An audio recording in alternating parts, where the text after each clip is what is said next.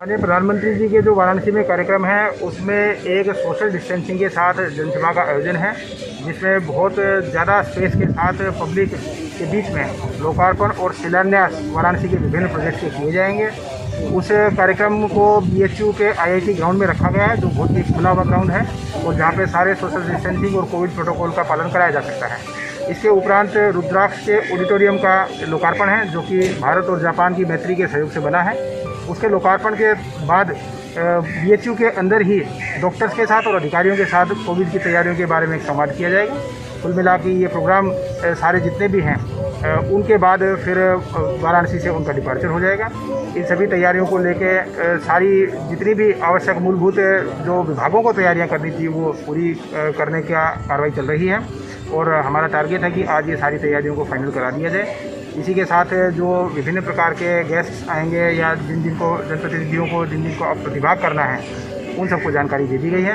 माननीय मुख्यमंत्री जी भी आज इसका समीक्षा करने के लिए आ रहे हैं और तैयारियों के बारे में और आगे क्या मार्गदर्शन की अपेक्षित होगी वो मार्गदर्शन भी आज माननीय मुख्यमंत्री जी के द्वारा प्रदान किया जाएगा। सर, कोई जापानीज़ डेलीगेट्स या मेहमान भी आ रहे हैं? चूँकि रुद्राक्ष का जो international cooperation and convention centre है वो जापान सरकार के सहयोग से बना है और जायका नाम की संस्था है, उसकी फंडिंग से भारत सरकार के माध्यम से ये यहाँ वाराणसी में एक नई सौगात मिलने जा रही है। तो निश्चित रूप से जापान की एम्बेसी के लोग भी इसमें शरीक होंगे। उनकी एम्बेसी का कंफर्मेशन आ रहा है और उनके एम्बेसडर्स या उनके जो अन्य बड़े अधिकारी होते हैं विदेश विभाग के, उनका डेलीगेशन यहाँ पे आएगा और रुद्राक्ष के इनॉग्रेशन के दौरान बाकायदा यहाँ पे उपस्थित रहेगा।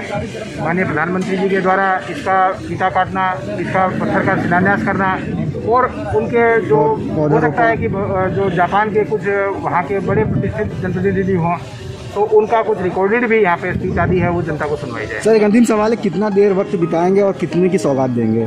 माननीय प्रधानमंत्री जी का अभी हालांकि पूरा कार्यक्रम प्राप्त नहीं हुआ है, लेकिन संभावना ये है कि लगभग 5 घंटे का ये वाराणसी का विजिट होगा और 15 जुलाई को सुबह आके अपराह्न तक लगभग उनकी वापसी यहाँ से होगी। कितने की सौगात देंगे सर? जैसा कि 1550 करोड़ के ऊपर की बात है। वाराणसी में जो कुल परियोजनाएं हैं उसमें लगभग 725 करोड़ के हमारे 78 कार्य हैं जिनका लोकार्पण होगा, जिनका लाभ उसी दिन से मिलना प्रारंभ हो जाएगा और लगभग 200 से ऊपर कार्य हैं 850 करोड़ के, उनका शिलान्यास होगा जो भविष्य में पूरे होने हैं। कुल मिला के 1550 करोड़, इससे ऊपर की हमारी लगभग 300 से ऊपर परियोजनाएं हैं जिनका कुल लाभ यहाँ वाराणसी की जनता को मिलेगा।